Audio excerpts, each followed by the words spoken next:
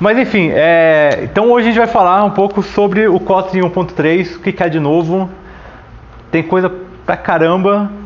Algumas vocês vão ver que é bem legal, outras você vai falar, por que eu vou usar isso? Não sei ainda, mas quando sair vocês vão querer usar com certeza. Aqui, contatos, Twitter, GitHub. Pode ser no GitHub, no Twitter eu estou postando coisa de política, então pode largar a mão. Bom, então para começar, acho que o grande diferencial assim do Kotlin 1.3 é que finalmente o Coroutines deixou de ser experimental. Então agora já é possível falar pro seu chefe, falar assim, pô, eu vou usar um negócio aqui, pô, mas é experimental, não sei se vai ter futuro isso aí, se amanhã vai acabar. É sempre esse negócio, né? Amanhã vai acabar, não sei que você vai embora, ninguém vai mais usar isso aí. Mas agora então, coroutines não são mais experimentais. Então, o que isso quer dizer? Primeiro que ela já é oficialmente exportada na linguagem, as características que ela possui já estão na linguagem e a interface dela tende a se estabilizar. Então a gente não vai ter mais que mudar tudo a cada minor release, né? Então a gente já tem, acho que se não me engano, já saiu o RC1 dos coroutines esses dias. Então já dá pra gente começar a entender. Tem a parte de escopo que entrou ultimamente também, que foi bem legal, que ajuda a gente, principalmente que mexe com Android, a trabalhar com lifecycle, enfim, ganhar performance em assincronismo, deixar o negócio mais simples. Super usem, a gente vai ter o Dojo daqui a pouco. Bom, Kotlin Native em beta. O que isso quer dizer? Kotlin Native você fala, nossa, o Kotlin não é nativo? Não é isso, né? É nativo de compilado de linguagem de máquina para uma arquitetura de processador, para um sistema operacional. O Kotlin Native já suporta Windows, Linux, Mac, iOS, Android, WebAssembly e até umas coisas que a gente nem sabe que existe, mas ele suporta. E agora ele está entrando em beta. O que quer dizer? Então, primeiro, o plugin que ele utilizava, que era o Conan, que tem uma muito legal, mas ele está deprecado, não funciona mais. Não vai ser dado suporte para ele. Mas isso a vantagem é que o Conan ele sempre foi um plugin muito esquisito de configurar para quem está acostumado com Gradle. Então, com o Kotlin Native entrando em beta, então agora a gente tem o plugin Kotlin Platform Native. Então, assim, toda a parte de padronização de DSL, de configuração de projetos em Kotlin Native já está mais fácil de você trabalhar se você já está acostumado com outras plataformas. Isso acarreta em outra coisa que é o Kotlin multiplataforma ganhou suporte oficial ao Kotlin Native. Então, agora, apesar do Kotlin Native, tá em beta, mas agora os projetos multiplataformas eles já começam a suportar oficialmente o Kotlin Native. O que isso quer dizer? Quer dizer que daqui a pouco a gente vai poder estar codando iOS com Kotlin. A gente vai poder fazer a nossa loja de front-end e compartilhar ela em todos os lugares, fazer a nossa lógica de validação, criar a nossa lógica de negócio e compartilhar ela em todas as plataformas, mas todas as plataformas mesmo. Então, JVM, então back-end, desktop, Android, JavaScript e aí o Kotlin Native que você pode usar em qualquer lugar praticamente. O que mais? Contracts. Contracts é uma coisa que todo mundo está falando, mas ninguém entendeu direito, então vamos tentar clarificar um pouco do que são os contracts.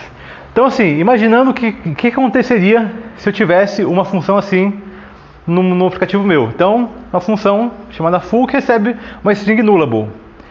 Se eu fizer s diferente de null e chamar s.length, hoje no Kotlin 1.2 o compilador vai falar que o s pode ser nullable. Assim, é uma coisa meio óbvia, mas necessita de uma pequena implementação e uma pequena inteligência para entender. Beleza, se ele é não null nessa condição, daqui para frente eu posso contar que ele já não é nulo mais, né? Eu não preciso mais forçar a nulabilidade se eu acabei de fazer o check disso. Então, o que acontece? A partir do Kotlin 1.3, se você faz esse tipo de verificação, o compilador, dentro do bloco seguinte, ele vai fazer um cast automático de s para string. Certo? A mesma coisa que a gente já tem lá quando a gente vai fazer um if, is, tal tipo, dentro daquele bloco, o i já é uma instância com cache daquele outra variável. Então agora se você faz uma verificação de nulabilidade, então ele já começa a entender que aquele valor não é mais nulo dentro de determinado bloco. Só que tem algumas peculiaridades. Por exemplo, se eu extrair isso para um método, aí ele não entende. Mas nem tudo está perdido. Existe uma forma de a gente fazer métodos,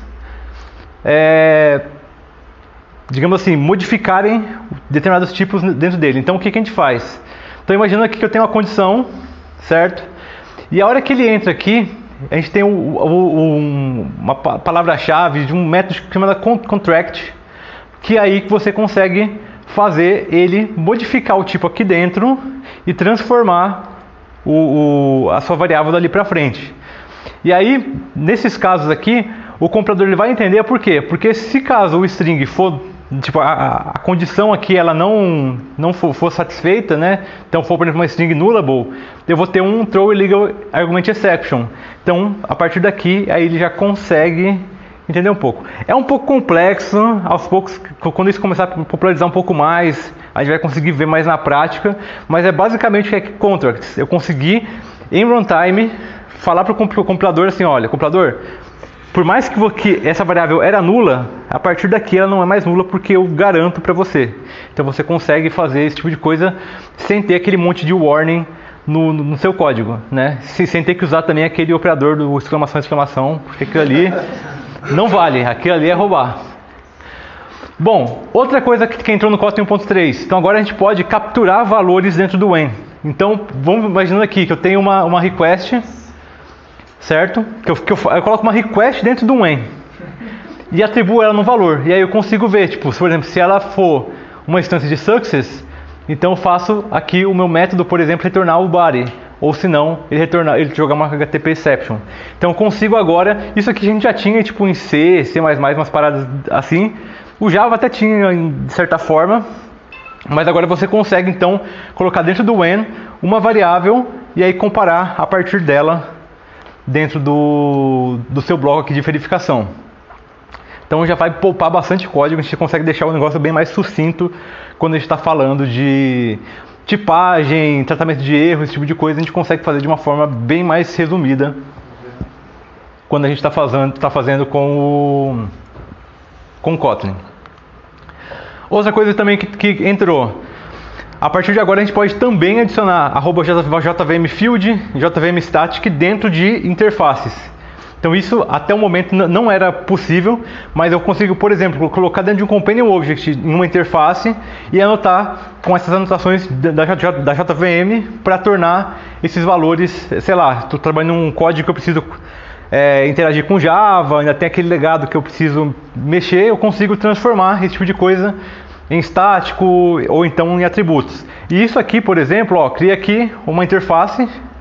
Dentro dela tem um Companion Object e eu coloquei que ele tem um field, né, um atributo chamado answer, inteiro do valor 42. E eu tenho também um método que eu marquei aqui como estático, que eu chamei de sayHelloPrint. Isso em Java vira uma coisa assim. Então ele coloca a interface e coloca public static, esse tipo de coisa no código, no bytecode gerado, né? Então talvez se eu estiver trabalhando com código Java e precisar consumir código Kotlin, eu consigo deixar essa comunicação com uma fricção menor utilizando essas notações a partir do Kotlin 1.3. Outra coisa, eu consigo também ter declarações alinhadas em classe de anotação. Então antes, se eu tinha uma classe de anotação, eu conseguia só colocar os atributos dela, mas não conseguia colocar mais nada dentro dessa declaração de classe. Então agora eu consigo colocar enums, consigo colocar outras anotações, consigo colocar Companion Object, tudo isso dentro de classes do tipo anotação, certo? Também isso aí a gente já tinha no Java, acabou que entrou no Kotlin também. Outra coisa também, isso é um pouco consequência do Kotlin começando a olhar um pouco para fora do mundo da JVM. Então a JVM a gente sempre tinha aquela assinatura do main, public, static, main, void, recebe string, args, rede string. Então assim, e por muito tempo, né, até o Kotlin 1.2, a sua função main ela tinha que ter exatamente essa assinatura também. Então tinha que ser uma função fora de uma classe que te recebia um array de strings, não podia ser list de strings, ia ser array de strings. Agora, com o Kotlin olhando um pouco mais para o mundo multiplataforma, né, não necessariamente você precisa seguir essa convenção da JVM em todo lugar, né? Não faz sentido, sei lá, eu ter que seguir uma convenção estipulada pelo Java quando estiver construindo, por exemplo, um código para rodar nativo no Windows, por exemplo, ou um código JavaScript, tem uma função main JavaScript que eu tinha que colocar args, array de string e tal. Então agora eu consigo colocar, criar a função main sem parâmetro nenhum. E aí, automaticamente, quando ele estiver injetando, ou melhor, compilando esse tipo de informação numa JVM, ele vai appendar os valores, ou por exemplo, eu estou criando alguma coisa que vai ser disparada via linha de comando também, aí eu posso adicionar, mas não é mais obrigatório, certo? Bom, isso também é uma loucura, mas enfim, alguém bateu nesse limite, mas agora a gente pode ter mais que 22 parâmetros no Lambda. Por mais que pareça bizarro, alguém chegou nesse limite, entendeu? Agora o limite é 255 parâmetros no Lambda. Então eu posso ter um bloco aqui e passar um monte de parâmetros. Que antes que a gente tinha? A gente tinha algumas classes, function 0, function 1, function 2, function 3. Agora não, agora eles fizeram de uma forma que ele consegue gerar isso de forma dinâmica, sem ter o problema dessa limitação, e eles não criaram 255 classes, eles deixaram claro, a gente não criou 255 classes, a gente achou uma forma melhor de se fazer. E aí, ele então suporta agora lambdas com até 255 parâmetros. Enfim, acho que alguém vai bater esse número em algum momento, espero que não seja um de nós. Bom, e isso aqui é o que entrou de estável na linguagem, certo? Algumas coisas interessantes, alguma coisa que fala, talvez use, não sei. Mas agora vamos falar da parte experimental da linguagem. O que entrou? Tipo, coroutines agora saiu do experimental, mas como o pessoal não se contenta, né? Então vamos colocar mais coisa aí. Então o que entrou de experimental no Kotlin 1.3? Primeira coisa, inline class. O que é inline classes? Todo mundo está falando de inline class, não sei quem é. Então, inline class é basicamente uma versão enxuta de uma classe. Então, assim, é basicamente uma classe que ela vai ter somente um atributo. Aí fala, para que eles criaram isso? Porque quando a gente conseguir definir que a nossa classe ela vai ter só um atributo, o compilador ele vai conseguir de forma agressiva, em tempo de execução e em tempo de compilação, otimizar esse bytecode. Então, assim, é uma classe que eu sei que vai ter só um atributo. Então, eu declaro isso como inline class, então isso vai possibilitar que essa minha classe seja otimizada, certo? Então, por exemplo, eu tenho uma classe que tem um atributo do tipo string. Beleza, eu poderia usar string direto? Poderia, mas meu código ficaria menos legível. Então, o que eu faço? Declarando uma inline class, em tempo de compilação e em tempo de execução, ele vai otimizar para utilizar uma string direto. Então, eu tenho uma classe que só tem um atributo inteiro. Putz, poderia usar inteiro direto? Poderia, mas aí teria que criar uma constante, teria que criar... Enfim, meu código iria ficar menos legível. Mas então eu crio essa classe, marco ela como inline, e aí eu possibilito que o compilador ele otimize isso. Então, por exemplo, eu criei uma classe name que tem um atributo do tipo string, certo? Isso é bem comum, um nome. Uma coisa que a gente faria antes é o lance de a gente criar um alias para essa classe. Só que o alias... eu poderia comparar ele com uma string comum, tem algumas coisas que ia deixar um pouco menos sucinto o meu código, um pouco mais confuso, né? Então, criando uma inline class aqui que só tem um atributo, eu consigo vir aqui, tipo, instanciar, por exemplo, nesse caso, então eu criei val name, passando Kotlin. Isso aqui, em tempo de compilação, ele vai substituir isso aqui por a string Kotlin direto. Então, isso possibilita vários ganhos de performance e de otimização de bytecode em tempo de compilação e em tempo de execução. Certo? Qual é o ganho disso relacionado à data class com default? É porque o data class ele já vai receber junto toda aquele parte de equals, hashcode, string, compile, todo aquele monte de coisa de classe. Então eu preciso de um negócio muito simples. O inline class ele vai ajudar a deixar mais eficiente. Até pensando em código multiplataforma, isso é uma coisa bem legal também. Se você implementasse o toString ali, devolvendo um S, você nem precisaria chamar ponto .s, então... não, provavelmente não. Mas é mais para uma facilidade de você deixar o seu código mais organizado do que necessariamente... Assim, eu poderia colocar Kotlin direto aqui, string, tipo, funcionaria também. mas é mais para eu deixar o meu código um pouco mais declarativo, digamos assim, e ao mesmo tempo ganhar com uma boa parte de otimização. Isso por acaso poderia funcionar com Sealed Classes? Sealed Classes, eu acho que não dá para declarar uma Sealed Class como inline. Eu acho, não tenho certeza. Bom, o que mais? Quando a gente começou a entrar no mundo de desenvolvimento nativo, né, a gente tem um grande problema de números sem sinal. Então, não sei se vocês já mexeram com a parte de desenvolvimento embarcado, onde você acaba trabalhando bit a bit, é que você tem um bit que identifica se o número é positivo ou negativo, e aí como, teoricamente, sei lá, 2 elevado a 32, então você perde metade da precisão que você teria, metade do tamanho que você teria para falar se ele é com sinal ou sem sinal.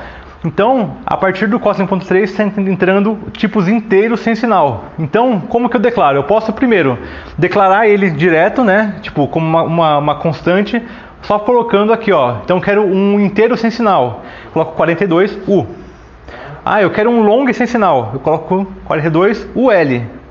Né? Ou eu quero aqui transformar isso aqui em uma array de bytes, né? Como um byte sem sinal. Então, eu coloco U, mas eu declaro aqui o tipo dele como uByte. E aí, sendo um objeto da Support Library, estou com o Android na cabeça, da Standard Library, você tem a vantagem de que você consegue também converter para todos os outros tipos. Você ganha tipo toInt, toByte, toLong, você tem os métodos de conversão tanto de tipos sem sinal para tipos com sinal, quanto de tipos para sinal para tipos sem sinal. Então você consegue fazer esse tipo de comparação, e assim, e ele também tem o mesmo lance de você poder utilizar os operadores normais, então tipo adição, normal, aquela shift right, shift left, eu esqueci o nome desse operador, bitwise operate, isso, que é SHL e SHR, se eu não me engano, no Kotlin. Você consegue também trabalhar com intervalos da mesma forma que você tinha inteiro, tinha outras coisas também, você consegue fazer com unsigned integers. Outra coisa que entrou também, como o Java 6 já está morrendo, já está sendo enterrado, só o Android, coitado, que já tem que dar suporte para ele. Então eles estão começando também a inserir algumas coisas com as anotações JVM lá, para você dar suporte a algumas coisas do Java 8, como por exemplo o método default. Então eu posso colocar dentro de uma interface o método default, anotando ele como @jvmdefault, certo? Então tem umas coisinhas que estão entrando aí para dar suporte às features novas do Java 8. Tooling. Quando a gente fala de tooling, o que entrou de tooling? Uma coisa muito legal que entrou é o tal do Kotlin Next Serialization. A gente já tinha isso em versão 0. Qualquer coisa, mas ele está entrando na biblioteca. E o que é o Kotlin Serialization? É uma biblioteca core do Kotlin que faz a gente poder serializar objetos de uma forma unificada entre todas as plataformas. Então, por exemplo, eu quero transformar uma classe em JSON. Eu consigo fazer isso via esse Kotlin Next Serialization, e de forma que o mesmo código vai funcionar em todas as plataformas que o Kotlin dá suporte. Então eu consigo criar, por exemplo, um client HTTP e fazer o conversor de JSON para objeto. Eu faço um código, esse código vai funcionar JVM, JavaScript, nativo, Android, iOS, Mac, todo mundo aí. Inclusive, para quem mexe com Android, o Jake Portman já postou que ele criou um repositório para utilizar o Kotlin Next Serialization com coroutines para ser cliente de retrofit. Então, enfim, ele é uma pessoa peculiar. Então, vai ajudar então, e assim, não só com JSON, ele também dá suporte a outros formatos, então XML, esse tipo de coisa. E tem também plugins para IDE para ajudar a gente a validar esse tipo de serialização, esse tipo de coisa. Certo? Tá. E aí eu falei assim, beleza, você falou, para mim ficou abstrato. Então, como que eu faço para experimentar? Tem basicamente 2 lugares que você pode experimentar o Kotlin. Primeiro, o Kotlin Playground. Então a gente tem um site no Kotlin, que eu esqueci de colocar no link, mas enfim, daqui a pouco eu atualizo a apresentação e coloco ele, onde você pode, na sua própria IDE, a vantagem do Kotlin multiplataforma, você consegue, como é de suporte JavaScript, eu consigo codar na própria IDE e ir testando valores, e testando essas novas features, e compilando. Tem até um plugin, sei lá, você tem um blog WordPress, você quer colocar um código Kotlin embedável que você consegue executar e editar. Dá para fazer por causa do Kotlin JavaScript. E aí, se eu tiver um IntelliJ, eu até deixei ele aqui no jeito pra gente. Então eu tenho lá o meu IntelliJ e eu queria trabalhar com Kotlin 1.3. Como que faz? Desculpa, deixa eu cortar. Vai ser um pouco mais fácil de ver. Peraí, deixa eu... Aí, dá. Boa.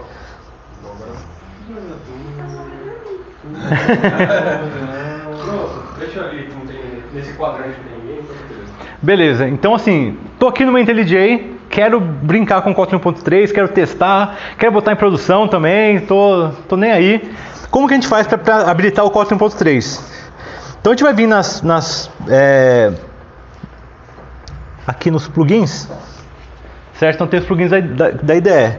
Eu vou procurar Kotlin aqui. Kotlin. E na verdade não é por aqui não. Eu vou ter que criar um... Imagina que eu tenho um projeto aberto. Eu vou criar um projeto em Kotlin aqui. Não tem... Não dou download não. Vai comer meu 3G.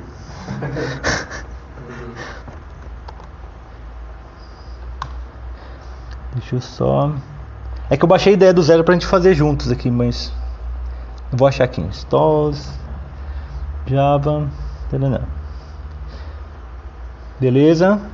Então eu vou criar um projeto Kotlin aqui. Então Kotlin JVM, tá? Eita, de novo. Não baixa não.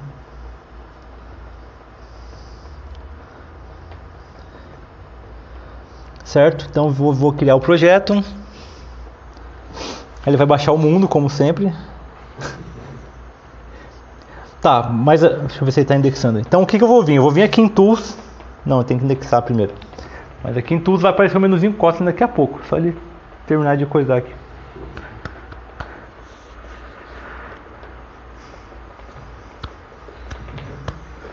tempo.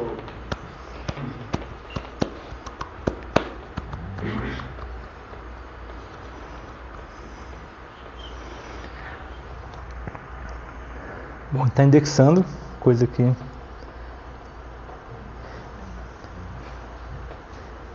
Aí beleza, apareceu o Kotlin aqui. Então a gente vai no menuzinho Tools, Kotlin. Aí eu vou aqui em Kotlin Plugin Updates, certo? Vim em Kotlin Plugin Updates, provavelmente vai estar marcado Stable aqui em cima. Que aí vai estar o Kotlin 1271. Então eu vou vir aqui e vou mudar para Early Access Preview 1.3. Aí já vai falar assim, ó, olha, já tem essa versão mais nova aqui, que é a última que a gente tem é a Release Candidate 190, que deve ser a última antes da versão estável. Dou um install, ele vai baixar ali. Vai baixar. E aí depois disso, a partir disso, quando você começar a criar o projeto, ele já vai criar com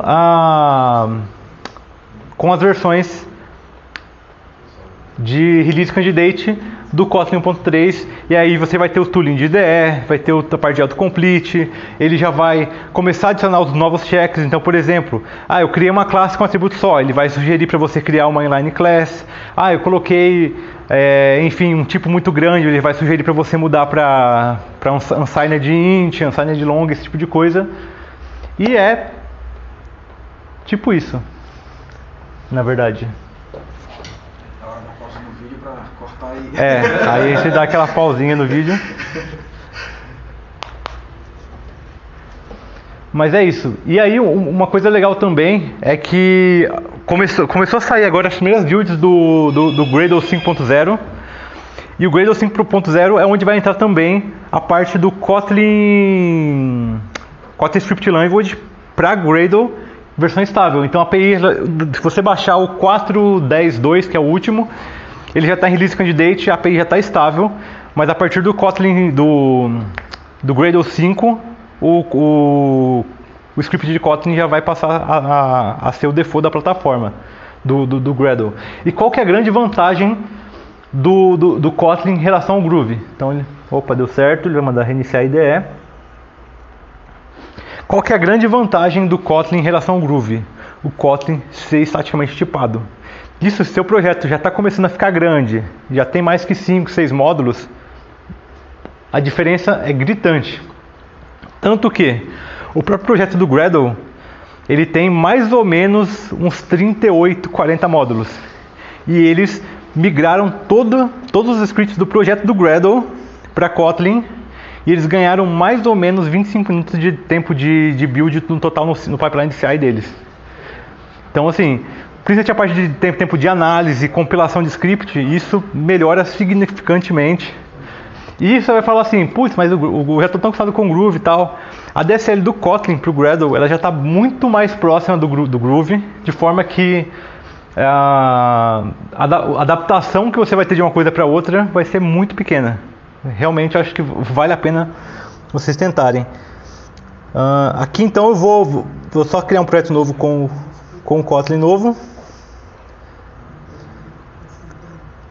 Ó, tanto que eu atualizei o plugin, ele já apareceu aqui, o Kotlin JVM, Kotlin JS, e a partir do Kotlin 1.3, o plugin também ele dá suporte ao Kotlin Native no IntelliJ.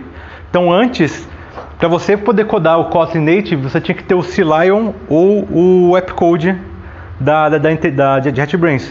Então agora o Kotlin Native já dá para você criar um projeto em Kotlin Native a partir do IntelliJ, Android Studio e afins. A única coisa que não funciona ainda é debugger. Você não consegue debugar Kotlin Native no IntelliJ, mas já é um começo, né? Se você for pensar. Tanto que, se vocês olharem nos templates atentamente, tem um negócio chocante ali. Kotlin Mobile, Android e iOS. Então você já tem um template para criar projetos multiplataformas usando Kotlin Native. Louco, hein? Bem louco. Bom, eu sei que tá todo mundo com cara de fome, então vamos... Bom, então gostei muito do Kotlin 1.3, quero aprender mais, quero começar a mexer, quero botar a mão na massa, quero usar coroutines, eu quero criar aplicativos iOS com Kotlin. Aqui tem alguns links interessantes. Primeiro, a documentação do Kotlin 1.3 que está sendo atualizada de tempos em tempos. Então, como as coisas ainda estão saindo, é nesse primeiro link. Depois, a gente tem os dois posts que falam em mais detalhes cada uma das features que entrou no Kotlin, que foi quando anunciaram o Milestone 1 e o Milestone 2, tem aqui. E esses dias, faz acho que uns 15 dias, teve a Kotlin Conf, onde teve mais um caminhão de conteúdo relacionado a Kotlin 1.3. Então tem aqui o link da JetBrains TV, onde tem a playlist com todas as talks dos 2 dias da Kotlin Conf 2018. Vale muito a pena. Então, tipo, mesmo que você não coda Android, tem muito material de back-end, material de JavaScript, material de Kotlin Native, tem muita coisa. Inclusive, vamos ver se a gente consegue fazer uma coisa de Kotlin Native nas próximas. Vai ser bem legal pra gente brincar e tomar pau deles também. Mas, enfim, vale muito a pena.